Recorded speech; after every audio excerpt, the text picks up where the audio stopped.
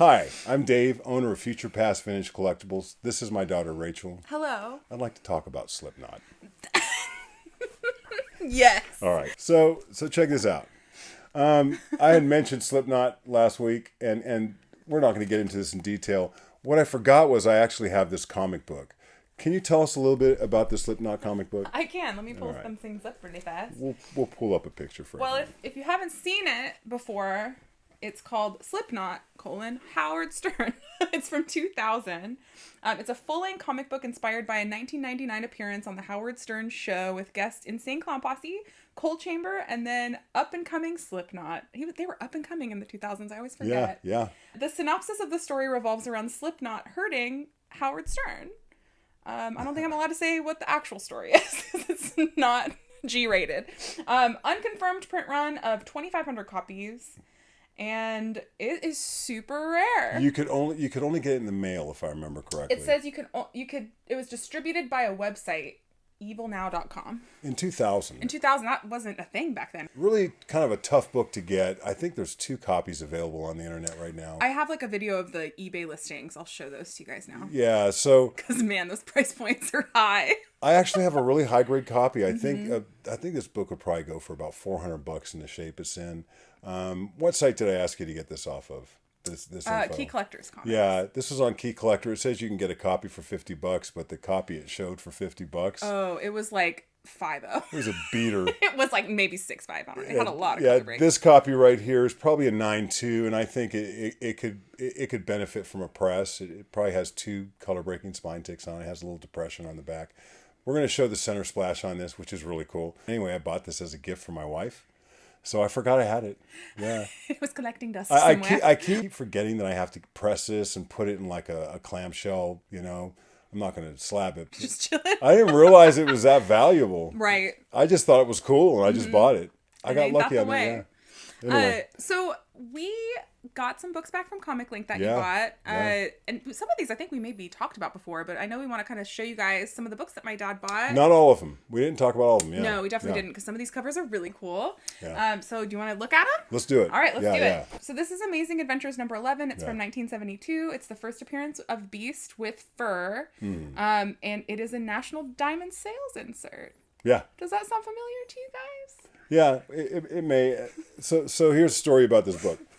I bought this book raw, right? As a matter of fact, I bought this entire run. I bought this whole run because of the National Diamond Sales insert. This is the highest graded copy with this National Diamond Sales insert. Here's what I didn't really understand at the time is that people don't really know that this is a Mark Jewelers insert. There was only a 6-month period that it was this company, and it was then exchanged with Mark Jewelers, right? And it was Mark Jewelers for years after this. I actually think these are better than Mark Jewelers because it showed more than just diamond sales. It's more rare because way more rare. Didn't last as long. And earlier. And this is the highest grade copy. So I bought it raw. Mm-hmm. Pressed and cleaned it. We have a video of showing it to you when we had it for raw. I pressed and cleaned it. Got it back. And I didn't improve the grade, but I was glad, you know, that it was still a 9.2 because it's such a tough cover. Sent it in. It really, compared to the others that are the same, because there is not a Mark Jewelers, but there is, you know, this same book in lower grade, it should have gotten 20 or 30% more than just a copy without it. It didn't do very well on ComicLink, and I got about $650 for it. Okay. Somebody posted this on the exchange 6 weeks ago for $1,250. They bought it for $650, posted it for $1,250, right? Same exact book they bought from me. So I made an offer. What did you offer? You can only offer someone no less than 50%. I offered them $650. Which is what they paid for it. Yeah, they rejected it. Long story short, I bought this book for $750. The same book that they bought from me for $650. I bought it back for $750. So it cost me $100 to sell the book. Wait, why? I want it. Here's the deal. This book is worth... It cost me $100 to sell the book. I want it. I'm going to keep it. I'll hold on to it because really I think I undersold it. The same idea that the guy had that bought it, the book's worth more than that. It really is. I'll just hold on to it. I don't care if I hold on to it for 5 years. It's an important book. It's sold for more in the past. I just think it's a funny story, and I thought I'd tell you guys, and it came in the shipment. So Beastie, Furry Beast, gets put away. He will not be for sale. Say goodbye to the Beast. Unless you want to pay us $1,200. $1,350. Okay. I just thought it was a funny story to tell you That is guys. really funny. This one is House of Mystery number 188. It's from 1970. It's a Neil Adams cover, and it's a 9.6.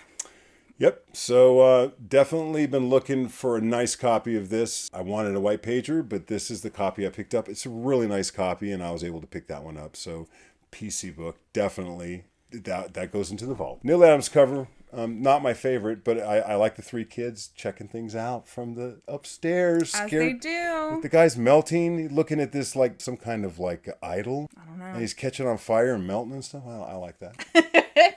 This one's House of Mystery number 193. It is the Bernie Wrightson cover. It's a 9.6, white pages. So I like this one a little bit better. I love the color and the theme on this. And it's a little bit creepier. Any Bernie Wrightson cover I find in 9.6, especially with white pages, I get really excited. So really glad to find this. I wish it was centered just a little bit better. His covers look gray toned. Yeah. He just has a feel to his covers. This is one of the better covers. That dog too. The nose is so long on it. He's angry dog. But I really like Bernie Wrightson. So this one we actually talked about in a previous video. This is House of Secrets number 90. It's another Neil Adams cover. It's a 9.6, white pages. Yeah, this trope of like this this castle on a rock in space with this woman running away from it. I love this cover. Yeah, so it's cool. This was very expensive, by the way. But you know what? I own it. I can now put that away, and it's in my PC. And this is a really, really nice copy with white pages. So I'm super happy to have that. Okay, this is Iron Man number 101. It is Frankenstein's monster appearance. The first appearance of the Dead Knight and cameo on the last page from 1977. Dave Cockrum cover. It's really cool. Super, super dig this. Yeah. So I love this Frankenstein cover. I forgot to mention it's a 9.8. Yeah. Which is, I feel like, good for this kind of book. I love it. No, and this was not cheap. And I chased after this one a little bit because I love this Frankenstein cover, Monster of Frankenstein. This is a little bit later in the Bronze Age, for me. But I dug it, and this is PC, by the way. Mm-hmm. I'm not looking to resell this. That makes sense. Yeah, I dig it. Okay, this is Iron Man number 150 from 1981. Dr. Doom and Morgan Le Fay appearance. It is a Bob Layton cover. Yeah. Also, iconic cover. Feast your eyes, folks. I love Doom. He's so cool. Look at the layout of that, though. This is one of the better Iron Man covers. It's so sick. It really is. This is PC, by the way. Mm-hmm. I don't collect Iron Man. I definitely collect Doom covers. Okay, this one is Superman number 317. It's from 1977. It's a 9.6, white pages, Neil Adams cover, and I call it the Hulk Superman. Saving the best for last. Yeah. He's so green. I really like the definition on this. I've always looked at this cover like this particular Neil Adams art is just so refined. It's pretty cool. You can see the ligaments in his shoulders. Mm-hmm. It's just dope. Absolutely. This entire stack is PC. I think also I have one more, right? You do. I just haven't got it yet. Yeah, we haven't received it, but you wanted to talk about it. Can you show the people? Yes. Yeah, tell them. This one is Detective Comics number 422 from 1972. It's the Batgirl backup story. Yeah. And it is another Neil Adams cover. Do you like this cover? Yeah. Yeah, what do you like about it? It's different than other Detective Comics covers. It is. It's got the vignettes, which I don't really remember Detective Comics books having that. Maybe that's for older books. Sometimes they do, yeah. And I can just tell this one's older, just by the way that it's drawn. I like the Batman shadow in the background. It's cool. And I always like Batgirl. It reminds me a little bit of the TV show, the way she's dressed right there. Oh, yeah. I just like everything about that book. That's Neil Adams as well. So yeah, that's just a PC book all day long. Cool. Just put it in my stack. Put it in the pile when you get it in. Yep. So I just realized that we have a live sale coming up, and I want to show you guys some of the books that we got. Let me go grab them really quick. Okay. I want to just show you some of the books that we're going to be selling and featuring. Okay. So let me go grab them. All right. Okay, so I just grabbed a variety just to kind of show you guys. So we're doing our live sale on Instagram. We're very excited on February 13th from 5 to 7 p.m. Pacific Standard Time over on Instagram, and I'll link it down below. Right. But these are some of the books that we're going to be featuring, and it has the grades and price points because this is what we're going to be showing on the screen. But I'll just show them here real quick. I've got Captain Marvel. We've got this Underground Raven and Rainbows, which is cool.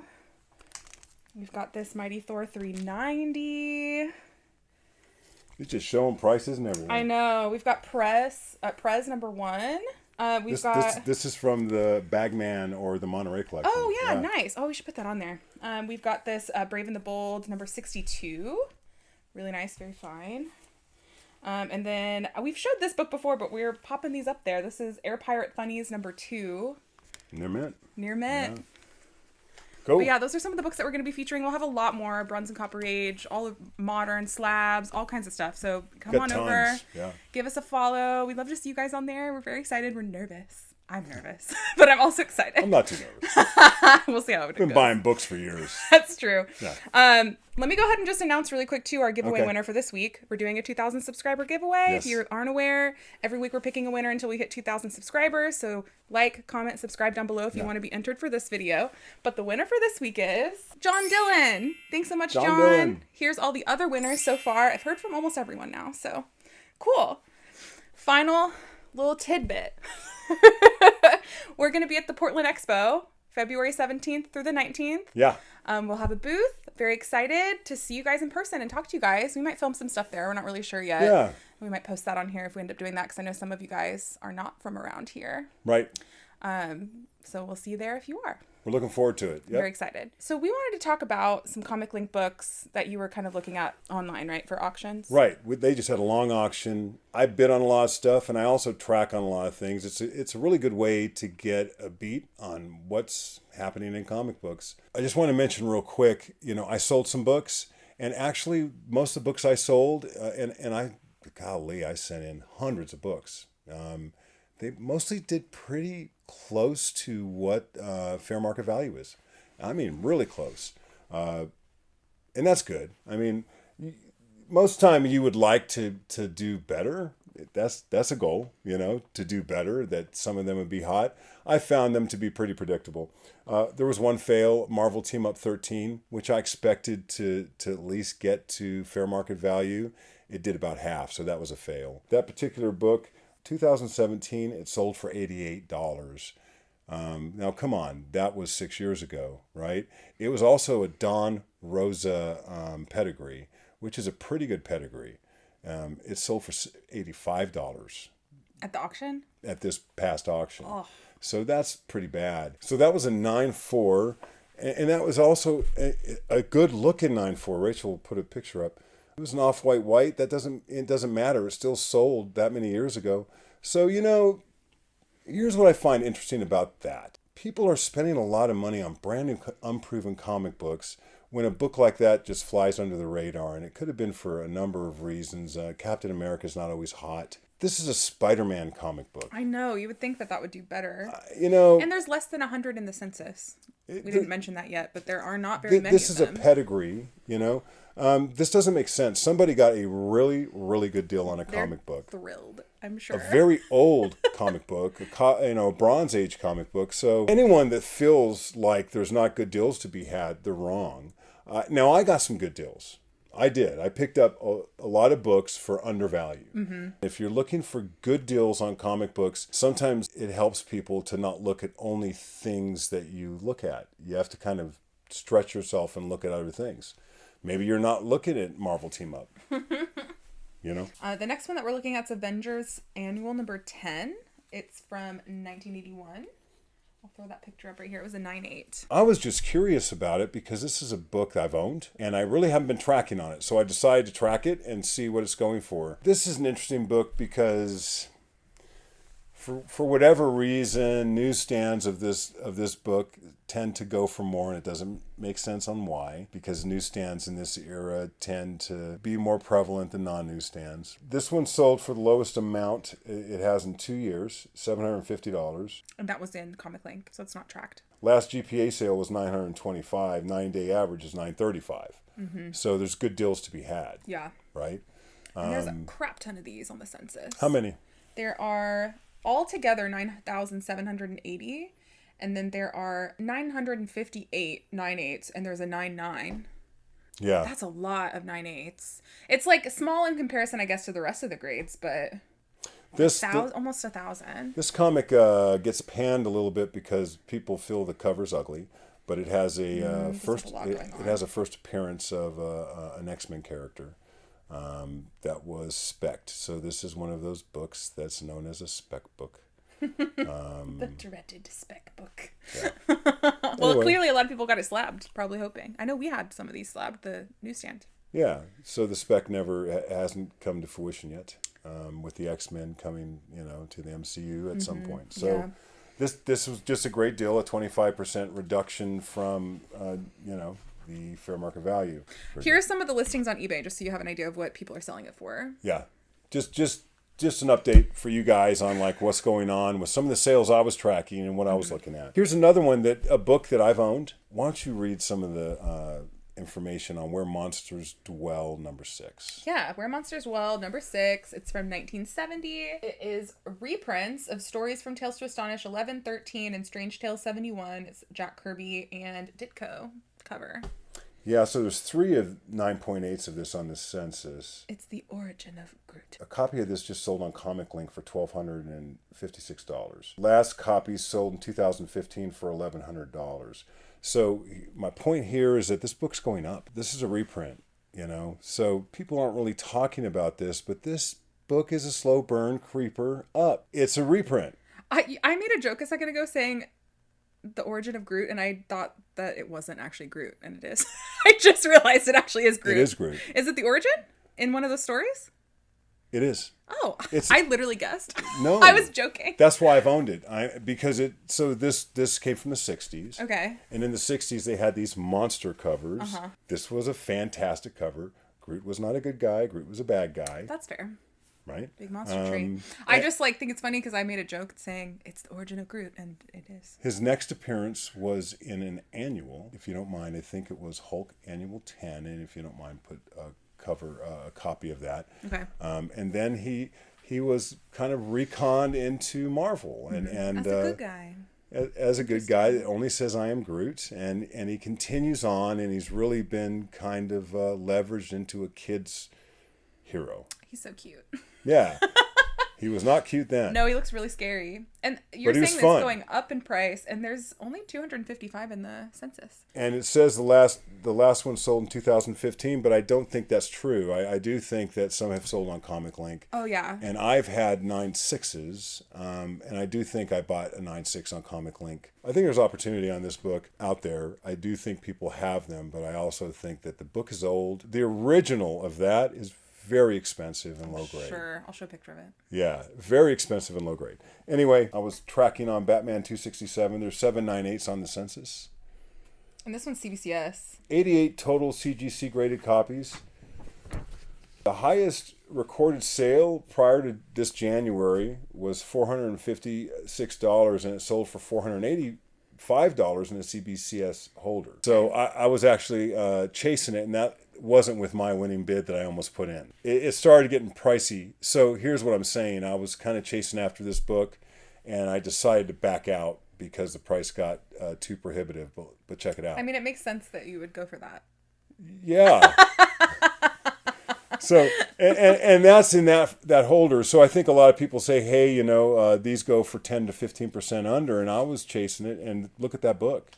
I mean, I was going to buy it. So, yeah, that was another book that was kind of noteworthy in that auction, and it went for higher than the last one that sold. There was an X-Men 101 I was tracking on because this book's been interesting lately. I've been watching X-Men 101 for a long time, and I almost bought one a while back, and that really got me interested. I almost bought a Raw 9.6 that looked really good, and it looked like a clean and press prospect. So I've just been interested in them, and it's just a fantastic cover that I like. They've been selling in the $5,000 range. So this is why I keep bringing up ComicLink. But check out this copy, right? I was watching this book. This book sold for $8,271. That's so crazy. This is interesting. This is why I watch ComicLink. There's money out there, guys, and these books are not as cold as people think. For the right books at the right time. Yeah, I mean, it's interesting because there's 7,267 of these in the census, and there are 188 9/8s. There's 165 universal 9/8s. It really, I think, is timing. Crazy. I think it's the copy. I really do think it's the centering. There's so many factors, and it's not just the book.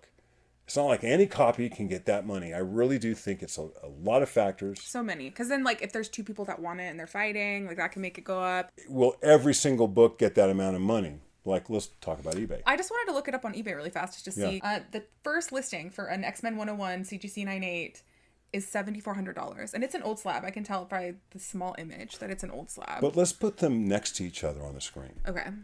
We just compared these two copies. That is the difference, because we're talking about the creme de la creme. You got to tell them. What's the difference? I'm telling you. the difference is the centering. And when you're talking about the best of the best, a first appearance, a rare comic book, centering will make the difference. Not to mention, this one's sold. The other one's listed. It has not sold.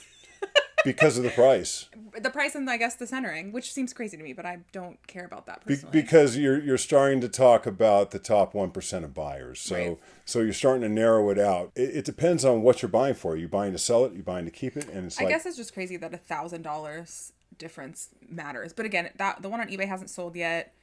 And it's just the top listing. But it also proves a point that it's worth more than $6,500, which is what GPA asking. here's what's fascinating to me. A lot of times people selling a book don't understand that nuance. And they will list something not realizing that it's not centered correctly. Or a staple might be off a tad. So they think that another book can get that. They can. No. The one that sold on ComicLink was perfectly centered, right? It's a new slab. I have some books like that, that are centered perfectly, and I paid a premium for them. And people who know. And you'll hear people like really get excited about the way a book's graded, and you hear me talk about grading all the time. If a book's a 9/8 doesn't mean it's a nice book. And I say that so loosely. I don't mean it's poorly graded. I mean it might be poorly executed in terms of how the book's put together. Which is just funny. That's a funny concept. It's the geekiest part of collecting. It's also funny because people sometimes collect those defects. Not necessarily wrapping, but it's like a printer's defect. Some people collect those. Like which one? Like if the color's wrong because the printer was wrong. Yeah. And like those things make things more valuable. Sometimes. But I guess a wrapping wouldn't. Not a miscentering. Right. Or like multiple covers on accident, or like those things are worth more. Yes. But wrapping, no. Some people might like a date stamp or a signature on a comic book, those things. But some people do like a perfectly executed printing. $8,000 worth of it. Yeah, but this is a really good conversation, I think, because it's interesting. This is why that book got so much money, and I think it's perfect for people to understand that. Yeah. Anyway. I mean, I don't get it, but... Let's talk about Marvel Feature Number 1. Yeah. So Marvel Feature Number 1, I was tracking on this, and this is a book I really am interested in personally. I wasn't interested in it till I saw it starting to come out of the catacombs of people's collection because it's gone up. So under 1% of copies of Marvel Feature Number 1 that are graded are 9/8, okay? In a number way, there's 2,000 copies and only 12 universal 9/8. Which is not a lot, and that is a thick bound book. Mm-hmm. What year did that come out? That came out in 1971. Yeah, so a thick bound 1971 book. The last recorded sale on GPA was in 2019 for $4,950. A 9/6 sold this past December for $2,400. So check this out. A copy sold On ComicLink. On ComicLink for $15,000. Can you imagine if you didn't know that? So the Defenders, this is spec. It's got to be spec. It's got all the people in the movies. But if you don't mind, look at the cover. A lot of times these thick bounds on the spine, that thick bound will kind of fall over and you'll start to see the lettering. And you'll notice this one's pretty sorted out. And also you do see the white spots on it. Yeah, there's definitely some the staple staples, rub. right? Well, it's not like a perfect copy, but it looks really good. But obviously there's not many of them. It does have issues. Yeah, but there's 12 of them, so I doubt that there's much option. Picky I mean, it's really almost impossible to find these to be pristine in terms of like a square wedge. Well, and the last recorded sale was 2019. That was 4 years ago. I'm just saying, if you look at this and you blow it up, you can see, I mean, it's a fantastic copy. Yeah. If you don't watch these auctions and track on them, because the only way that you'll know what this sold for is if you bid on it and watch it. I mean, and I do. Like I said, 15,000. I'm just still shocked. So here you are thinking you're in the cognoscente because you're watching GPA and you got all these apps that you pay for and you think it's a $5,000 book and you're wrong. It's 300% more than that. And the delta between the difference between the 9.6 and the 9.8 is 700%. That's crazy. Because we usually say 4x is like the average. It can be as much as 12 times on a book. It varies so much between a 9.6 and 9.8 for many reasons. In this one, it's 700%.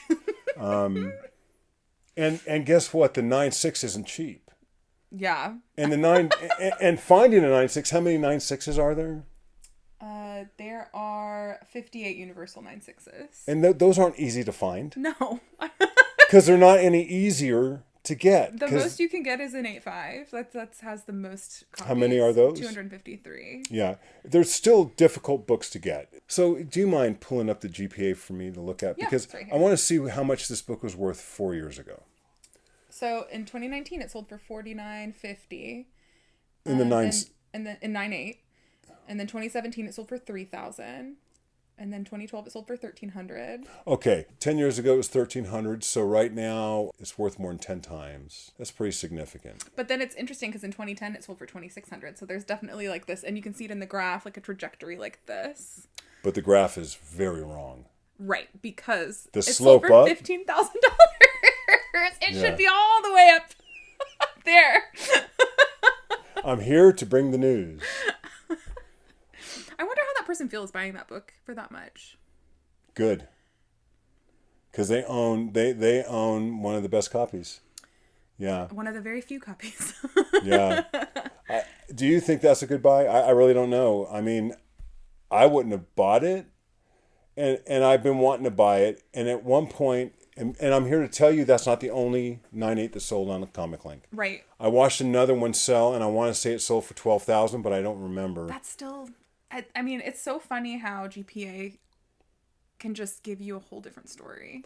Because they're not doing anything wrong. No, it's just that's how they collect their data. ComicLink doesn't share their data. GPA is not doing anything wrong. Right. What I'm sharing with you guys, and you know, different channels do different things. What I'm sharing with you guys is I try to give you information I have. And notice I'm not telling you things that I don't track or that I wouldn't buy. It's not that I wasn't interested in that. I'm not. Just don't have $15,000 spent on that. Yeah. We got to buy these other ones that we showed you. So. And I'll show you in some other ones. I have paid the most, but it wasn't $15,000. Maybe someday. Yeah, I've paid a lot for books. Get a 9.8. Not $15,000, but I've paid in thousands and thousands for books. What is it? House of Secrets 92. I bought some non-horrors, and I've paid many thusand of dollars. Anyway, that's it for today, you guys. Like, comment, subscribe. Don't forget to like, comment, subscribe. Live sale coming up. Okay, bye.